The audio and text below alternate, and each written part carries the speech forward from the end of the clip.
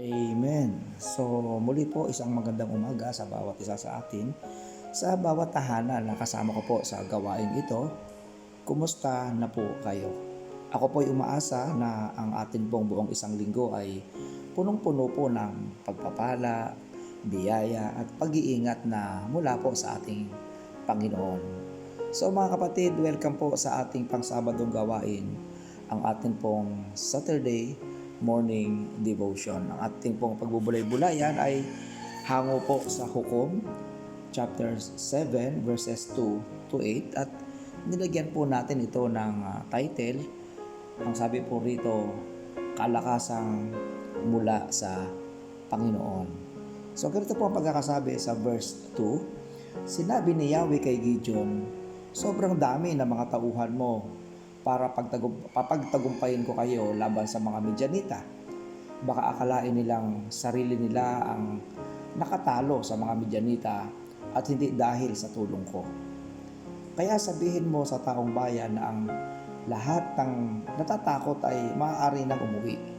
Nang sabihin ito ni Gideon, umuwi ang 22,000, ngunit 10,000 pa ang naiwan. Sinabi muli ni Yahweh kay Gideon, napakarami pa rin natira. Isama mo sila sa tabi ng batis at bibigyan ko sila roon ng pagsubok. Doon ko sasabihin kung sino ang dapat mong isama at kung sino ang hindi. Ganoon nga ang ginawa ni Gideon. Pagdating nila sa batis, sinabi ni Yahweh, ibukod mo ang lahat ng umiinom na parang aso. Ibukod mo rin ang mga nakaluhod habang umiinom at sumalok ng tubig sa pamamagitan ng kamay upang uminom ay 300 at ang iba'y lumuhod upang uminom.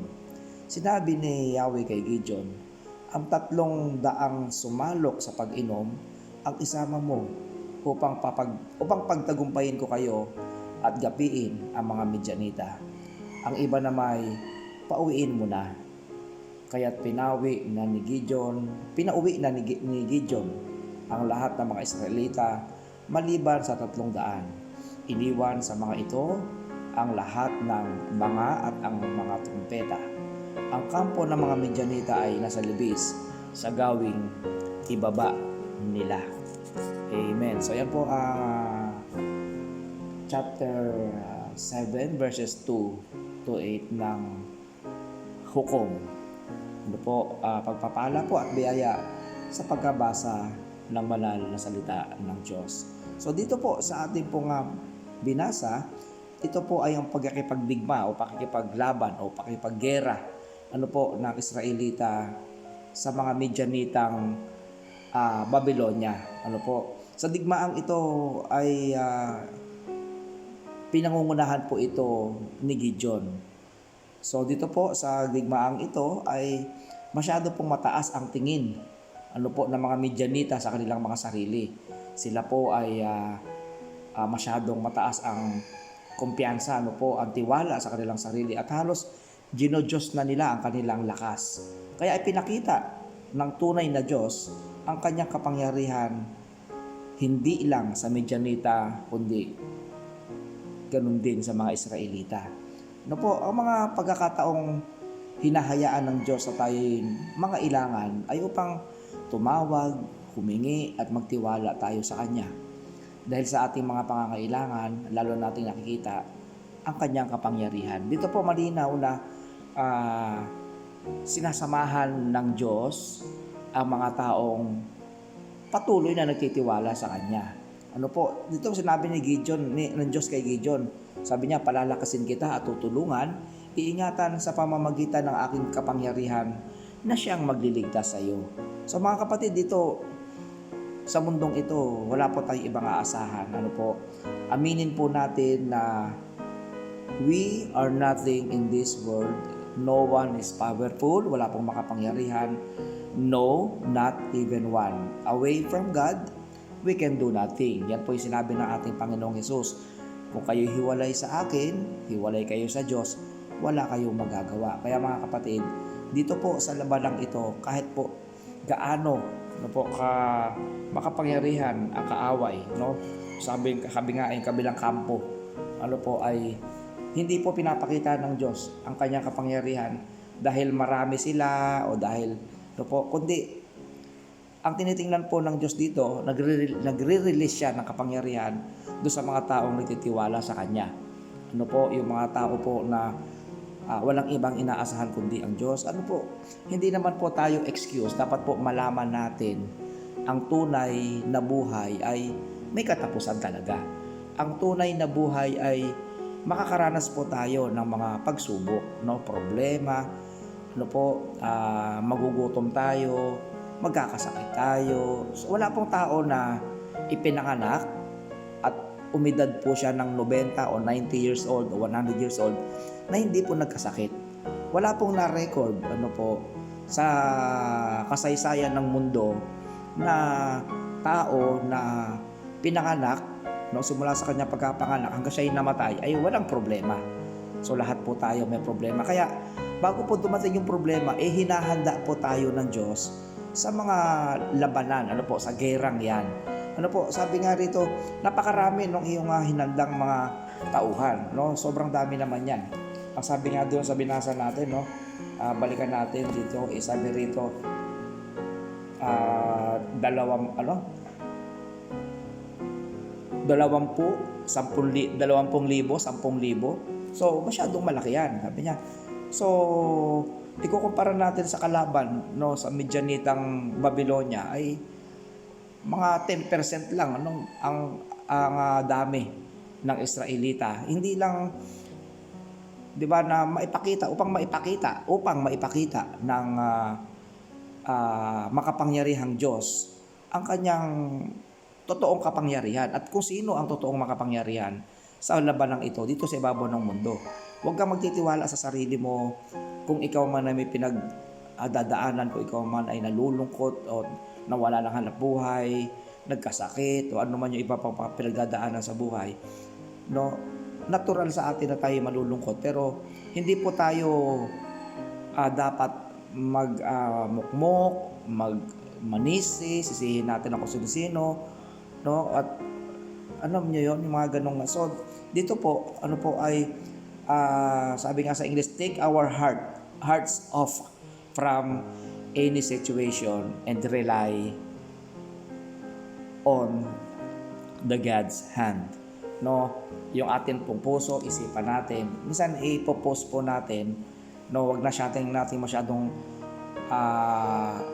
isubsob ang ulo sa mga problema na parang ini-spoil pa natin ang problema, no po, sa buhay natin, na parang yung problema, gusto natin na makita tayo ng problema na tayo ay ramdam natin siya. Ano po? Ang sabi po rito sa Philippians, ano po, sa Filipos chapter 4 verses 6 to 7, huwag kayong mabalisa tungkol sa anumang bagay.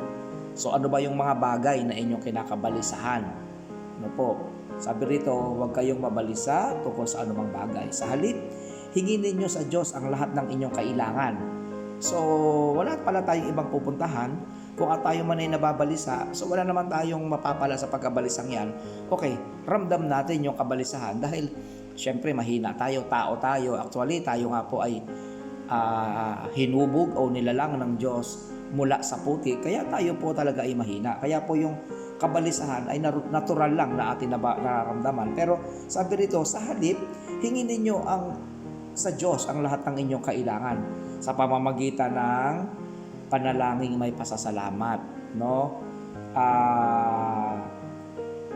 Kung tayo man po ay may pinagdadaanan, ano po, sabi nga rito, yung panalangin nating may pasasalamat, hingi natin ito sa Diyos, ang ating pong peace of mind sa Panginoon.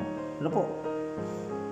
Dapat po nating maintindihan kung ano talaga ang tunay na buhay. Sabi rito sa 7, at ang kapayapaan ng Diyos na hindi kayang maunawaan ng tao ang siyang mag-iingat sa inyong puso at pag-iisip dahil sa inyong pakipag-isa kay Kristo Jesus. Yung pong mga problemang dapat nating suungin, ano po, wag po natin kargahin. Ano po, sabi rito, ibigay po natin ito sa Diyos at ang ibibigay sa atin, ang kapalit nito ay ibibigay sa atin ng Diyos ay pag-iingat, kapayapaan, no? Na sabi, hindi kayang maunawa ng tao. Yung mga parang, kahit ito ipanalangin ko, parang wala naman, hindi naman to mangyayari. Parang ganon. So, pagka walang tiwala po yun sa ating Panginoon. So, kung tayo po ay may pinagdadaanan o may hirap, o nasa gitna po tayo ng kalungkutan, ano po, kumbaga tayo po ay nasa malaking barko at itinaob tayo ng barko at tayo po ay napadpad sa isang isla sa gitna ng napakalaking dagat at naniniwala at nakikita natin na wala tayong makakapag-save sa atin kundi sarili natin, ano po, at kung paano gagawa tayo ng paraan. Pero makikita po natin may magliligtas sa atin. Ano po, dito po yung sabi, ang kapayapaan ng Diyos na hindi kayang unawain ng tao ang siyang mag-iingat sa inyong puso at inyong pag-iisip sa pamamagitan lang inyong pakipag-isa kay Kristo. So kailangan po na tayo po ay makipag-isa sa Panginoong Hesus, no? At ang Diyos ang ating takbuhan at hihingian ng tulong. So mga kapatid, tandaan po natin, ang kalakasan po natin ay limitado lang. Ang lakas po na ating kailangan ay lakas o kalakasang mula sa Panginoon. Kaya mga kapatid, magtiwala, tumawag, manalangin, humingi ng saklolo, walang iba, hindi sa tao, hindi sa ating sarili, kundi sa ating Panginoon. Amen? So, sa ngalan ng Ama at ng Anak, ng Espiritu Santo. Amen. Manalangin po tayo, dakilang Diyos, ang mga banal na makapangyarihan sa lahat. Muli po kami lumalapit sa inyo sa umagang ito upang magpuri, sambahin ka at magpasalamat sapagkat muli mo po kaming ginising ng may kalakasan. Salamat po sa kalakasang ito. Salamat po sa buong magdamag. Salamat po sa araw-araw na buhay namin, sa kinakain, sa lahat ng aming tinatangkilik, sa lahat ng kalakasan at nakalipas na araw ng buhay namin. Salamat po. Patawarin mo po kami, Panginoon, sa aming mga kasalanan. Kung ano man po ay nakikita mong karumihan, pagmamataas sa aming sarili. Nakikita mo po yung puso namin. Minsan may kayabangan. Minsan may mapagmataas at ipinapakita pa namin sa aming kapwa na kami ay mas magaling, mas mataas, mas kaya ang lahat ng bagay. Patawarin mo po kami. Diyos na makapangyarihan sa lahat, kung paano po si Gideon ay sumuko sa inyo o nagpasako po sa inyo, sakupin nyo din po kami. Bigyan mo po kami ng pusong mapagpakumbaba at nagpapasakop sa inyo, Panginoon. Bigyan mo po kami ng puso, O Diyos, at isipang laging nakatutok o nakasentro, Panginoon, sa iyong banal na kapangyarihan. Ikaw ang Diyos noon, ngayon at magpakailanman. Ikaw ang Diyos ni Gideon at Diyos namin ngayon. Ikaw po, Panginoon, ang Diyos na hindi nagbabago.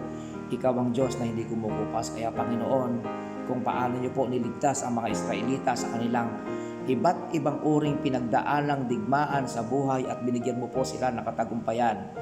Aming Ama sa langit, Diyos na makapangyarihan sa lahat. Kami po ay naniniwala, naninikluhod, nakikiusap, lumalapit at humihingi ng tulong na pareho pong kaligtasan ang ipagkaloob niyo po sa bawat isa sa amin. Lalo na po yung mga kapatid namin na may mga pinagdadaanan sa panahong ito.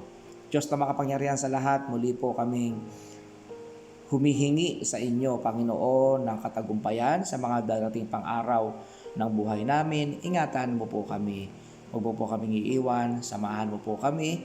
Ikaw po ang aming tanggulan, lalo na po sa panahon ng aming kabalisahan at kabagabagan. Kami po ay bagbag. Ang aming mga puso ay mabigat. Ikaw po, O Diyos, ang bubuhat at magpapalit ng kagaanan at kapayapaan sa aming puso at isipan. Kaya po muli, Panginoon, aming Diyos na sa langit sa umagang ito, tanggapin niyo po sa amin ang pinakamainit, mataas na aming pasasalamat, pagpupuri, pagsamba sa iyong kadakilaan, kabanalan, kaluwalhatian, kabutihan, kabaitan, Panginoon. Salamat po, O Diyos. Salamat po, Panginoon. Salamat po aming Ama, sa pangalan ni Jesucristo na aming dakilang tagapagligtas at aming dakilang mananakop.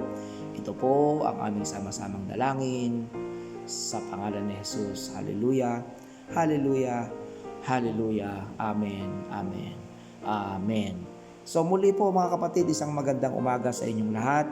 Pagpalain po kayo ng ating Panginoon. Mag-iingat po kayo sa buhay natin araw-araw.